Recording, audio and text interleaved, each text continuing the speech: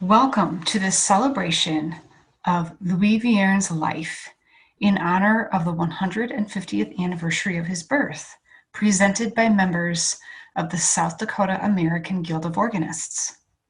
My name is Carrie Groenewold, and I'm the professor of organ and church music at Dordt University. Today, I will share with you a short lecture on Vierne's life, on the organs Vierne played, and will be followed by performances of some of the repertoire by members of our guild. Thank you for joining us. I wanted to start off with the quote you see: "Art, to be really alive, must evolve.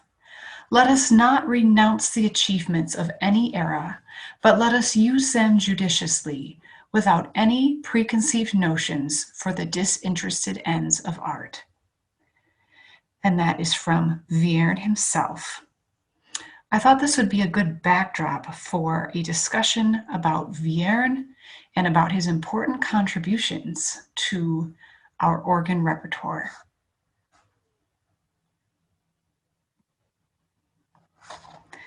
The primary source for this lecture is the publication by Rowland Smith, Louis Vierne, Organist of Notre Dame Cathedral. Within that wonderful and thorough publication are Vierne's own journals, Mes Souvenirs, and annotated. And so many of the quotes I'll share today are directly from Vierne himself.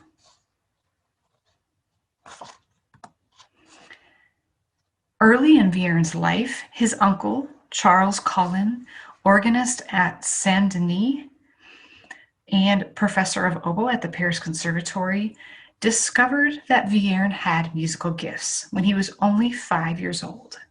And he advised Vierne's father to start Vierne on the path of an artistic career. Vierne was born blind, and his own interest in the organ stemmed from a childhood experience where he describes being captivated by the sound. It was at the organ of Saint-Maurice in Lille, which you see on the screen. You see the stop list of this organ. Vierne writes, "I heard a church organ for the first time at Saint-Maurice in Lille. I thought it must be sorcery. The variety of timbres, the sustained sound, the magical effects of softness, crescendo, and power filled me with a mysterious terror, and also with the desire to play that miraculous instrument myself."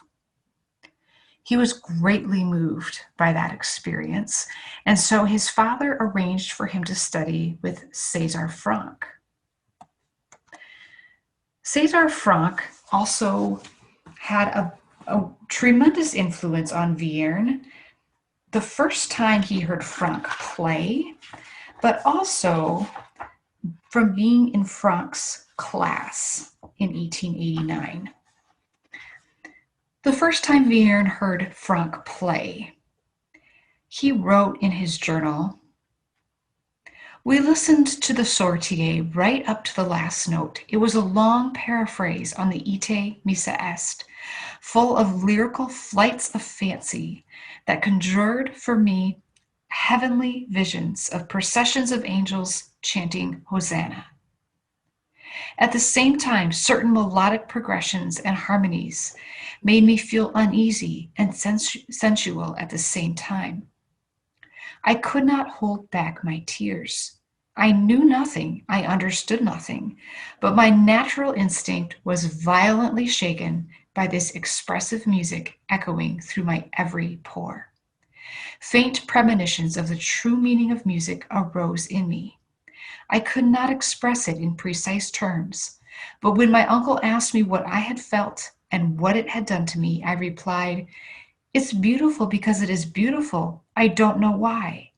But it is so beautiful that I would like to play such music and die immediately afterwards.'"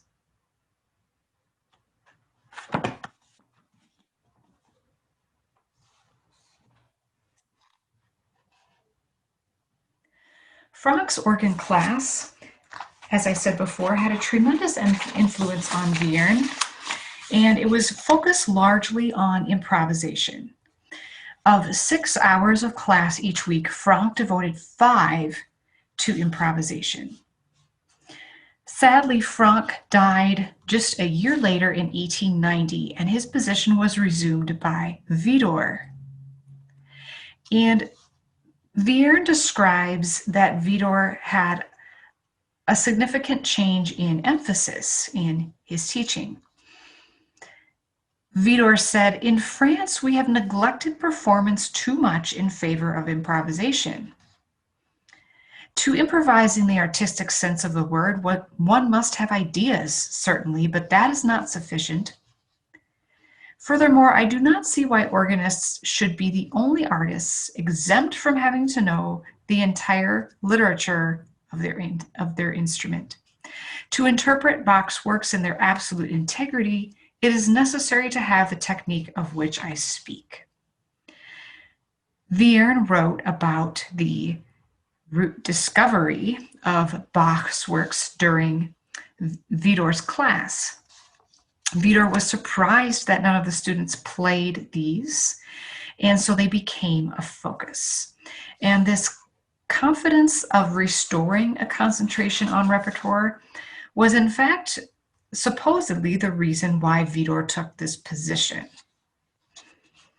So Vidor says, according to Vierne's journals, "I finally decided to restore the level of organ playing in general, and in particular to revive the authentic tradition of the interpretation of the work of Bach." So I think we could thank Vidor for his emphasis on Bach's work as sort of a main portion of the curriculum, which today is maybe taken for granted, but this was not so before his time at the Paris Conservatory. And this interpretation of Bach's work, according to Vidor, was strict legato in all parts, precise articulation of repeated notes, tying of common notes. So very different from how we might approach the repertoire today, but that was how it was interpreted. And in 1892, just 2 years later, Vierne becomes Vidor's assistant at Saint-Sulpice, a particularly influential organ that we'll look at in a few minutes. And then 2 years later, Vierne is Vidor's assistant also at the Paris Conservatory. Another significant detail about the year 1900 was that Vierne auditioned for and received the organist titulaire, the main organist position at Notre Dame. It was a rigorous audition, and he even mentioned that he was slightly disappointed about leaving Saint-Sulpice because he had become so attached to that organ. But Vidor had advised him to apply for the position at Notre Dame, and so he did. He began his duties there on Ascension Day, 1900. Following that appointment, Vierne faced a number of significant losses during his life, and he writes in his journals that starting in the year 1906, the beginning of catastrophes. For 30 years, they have followed one another without interruption. We could even say that he had some catastrophes early on in his life. The loss of his uncle, who was very dear to him, and the loss of his own father at a young age, and then the loss of Frank, who also saw something in Vierne, and they had a significant bond. But starting in 1906, Vierne broke his leg, a terrible break. He had to have it set 3 times, and it was extremely painful. This resulted as an accident because he was mostly blind, and this happened in the street. He tripped on an uneven portion of the street, and things were never the same physically for him. In fact, he had to relearn pedal technique, which is devastating for any organist.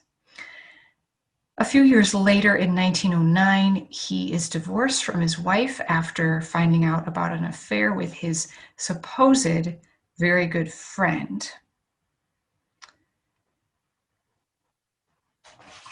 A few years later, some environmental factors caused damage to the organ, flooding and a heat wave.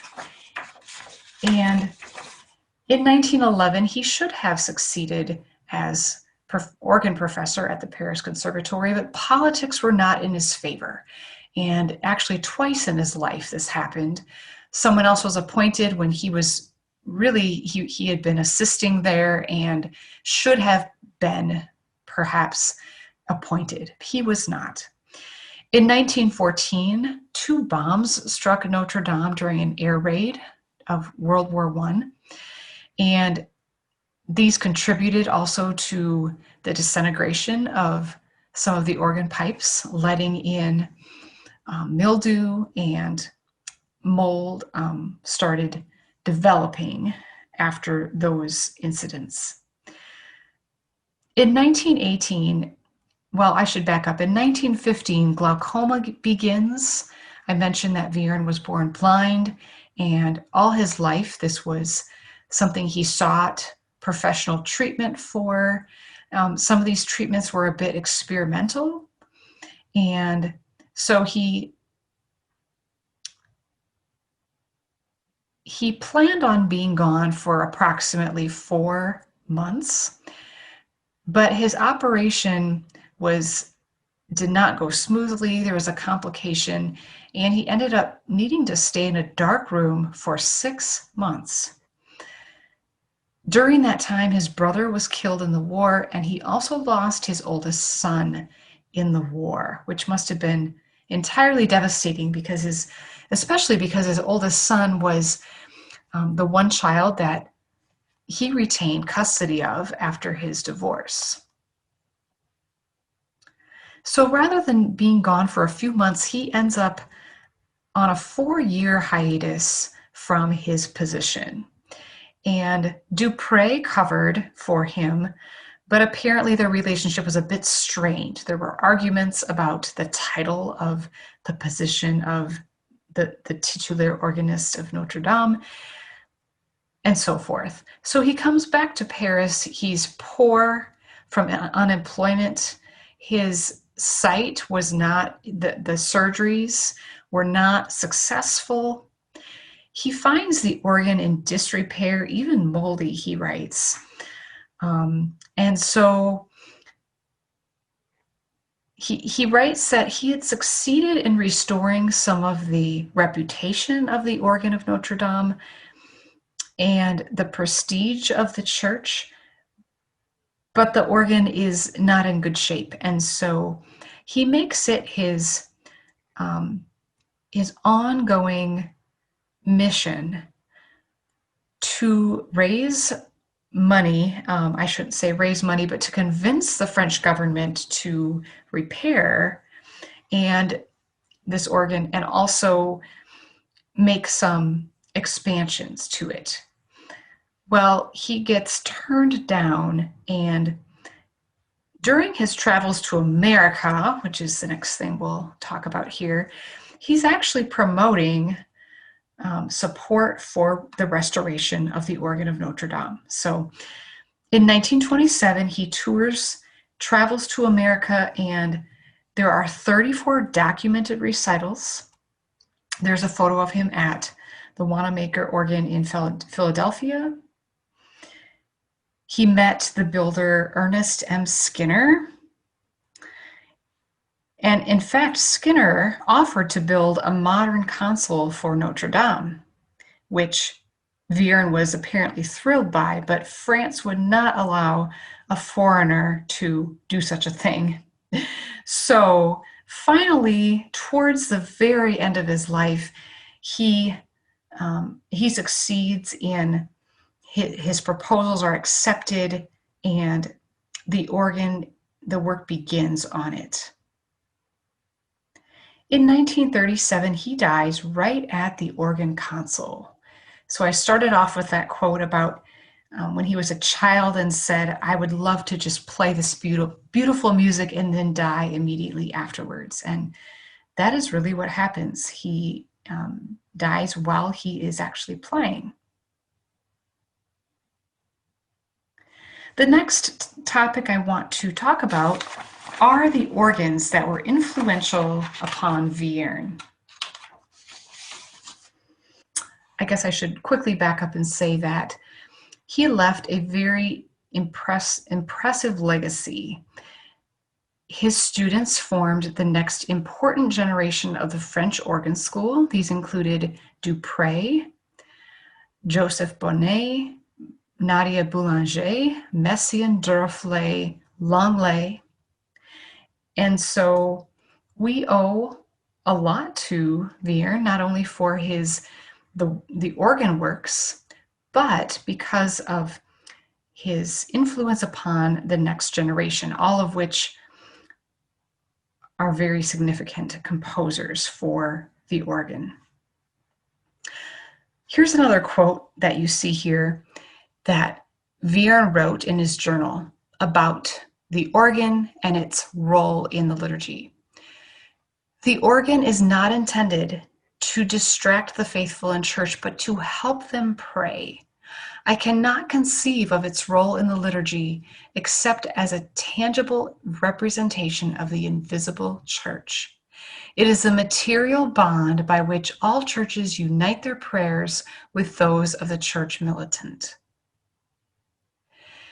He sees the organ then as transcendent, as transcending what we see and hear and doing something even greater.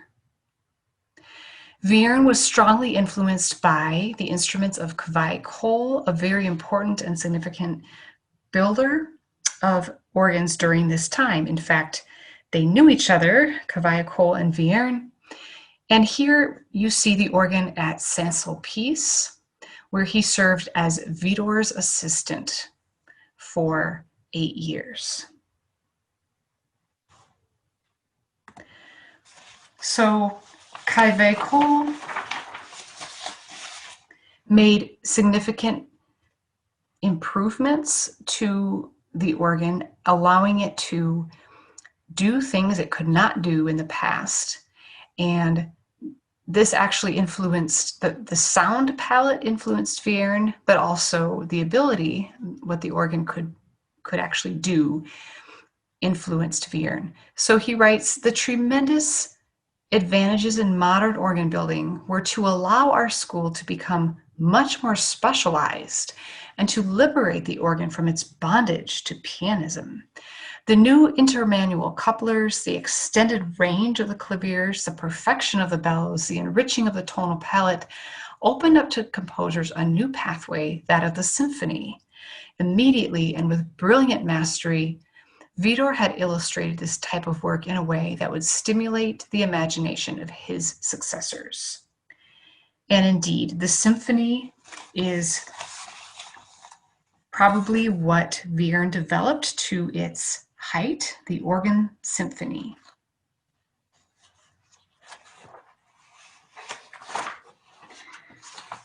So the organs of Cavaillé-Coll, including the fiery reeds, the deep foundations, the rich flutes, were a source of inspiration for Vierne. Here you see a glimpse of the organ at the Cathedral of Notre Dame.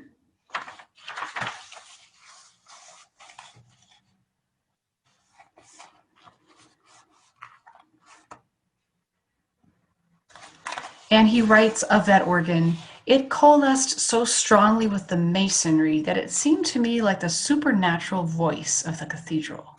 For 37 years, it gave me the wonderful feeling of not playing an instrument in the cathedral, but of embodying this instrument myself.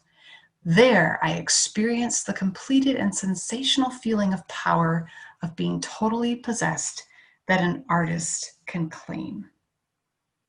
So he spends really, even though his life was full of significant losses, he is very happy in this cathedral. And he speaks of it as a high mission that was entrusted to him as serving as the principal organist. Next, we'll go into some of the organ works. And the first batch I'll talk about are these 24 pieces in freestyle, and we'll get to hear these played in just a few minutes.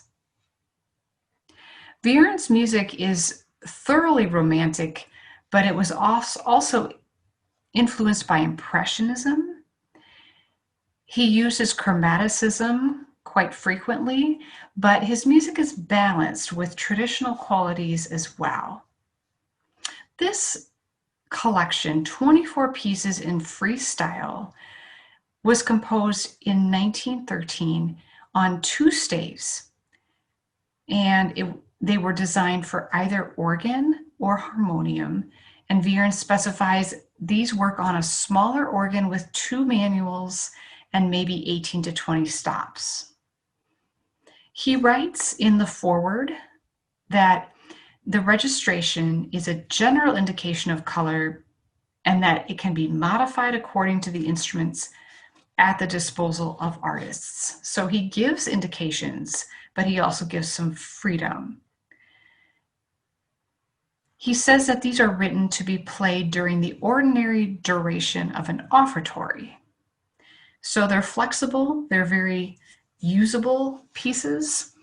And the other thing is that they can be played entirely with the manuals, or they can be played with manuals and pedal.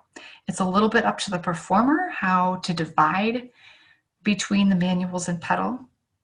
And these pieces are dedicated to various individuals that Vierne had relationships throughout his life, including his brother René, Nadia Boulanger, Henry Moulet, lots of figures that he had contact with appear in this collection. These are picturesque, and the first one we'll hear today is this Berceuse, a lullaby, very lyrical melody in the soprano voice. And then we'll hear the Pastorale. You see a bit of the melody, opening melody here, and he specifies the oboe and borden for this piece, which is really a plaintive melody in triple time. The Carillon is a wonderful, joyful piece with this theme you see here played in the pedal, if the pedal is used. And this was based on the chimes of the chapel of Chateau de Longpont in Aisne. This piece is actually dedicated to his brother René. And here you see how the carillon melody interacts with the big chords in the manuals. So he harmonizes above this ongoing carillon. It's absolutely beautiful. And then we'll hear this lovely lead with the melody starting off in the bass voice, specified for a string and then a principal stop combined.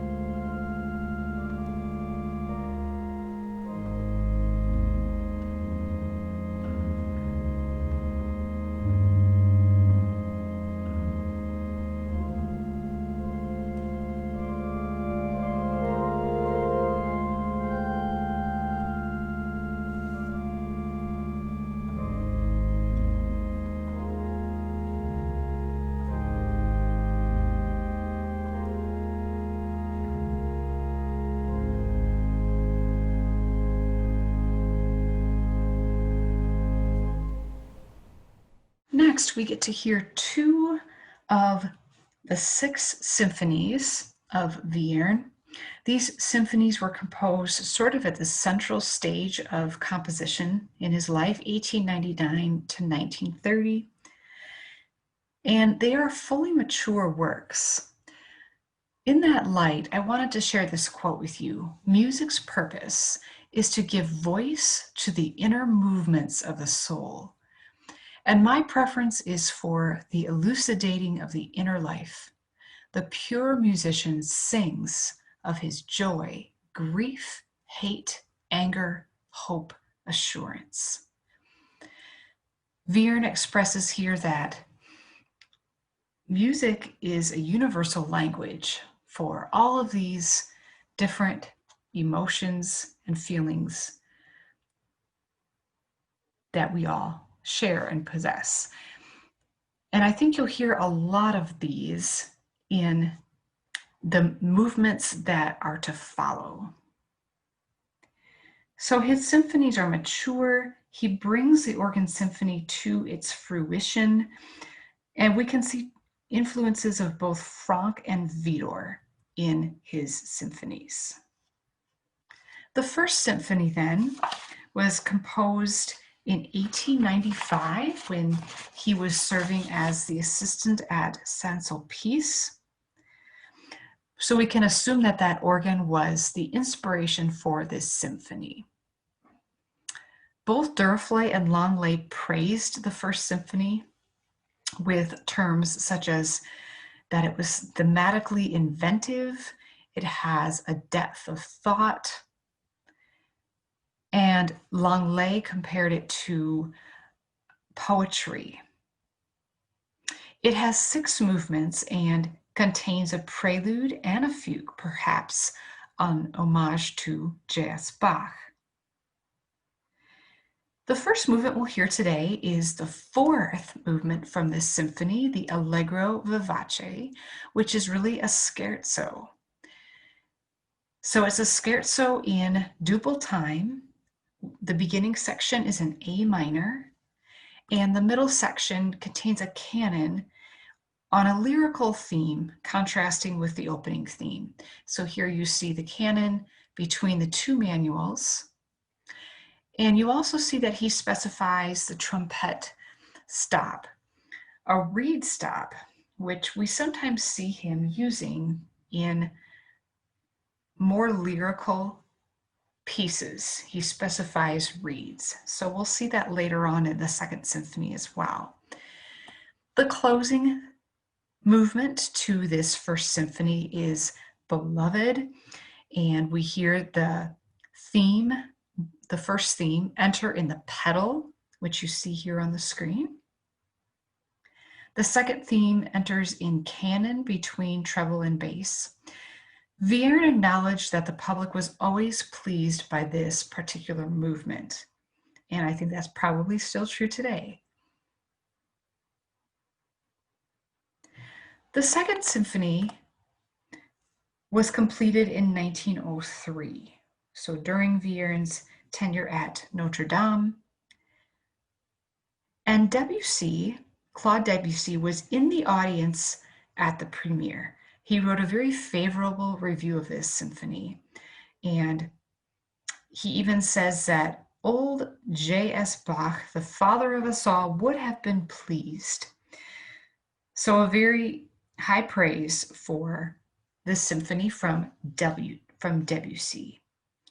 This symphony is perhaps broader than in conception than the 1st symphony, and as Rollin Smith mentions, it's more violent, more intense, and more personal.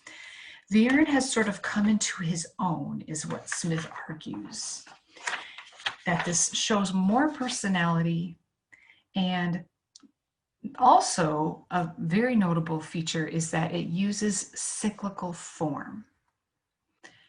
What that means is that the themes throughout the symphony are all developed from themes that are exemplified in the 1st movement. So in the 1st movement of this symphony, the 2 themes there are transformed throughout the symphony, and it's a unifying factor for this symphony. The movements are not related tonally, but they are related because of these themes that transform along the way.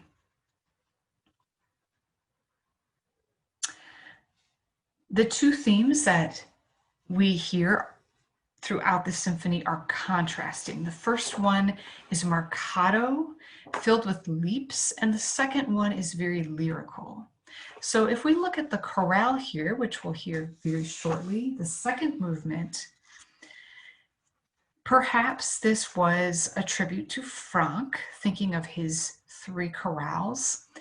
Like Franck, this chorale is not based on a pre-existent melody, but it is hymn-like and original. So we hear it presented here first very sort of simply in the pedal, and then it's brought into the manuals.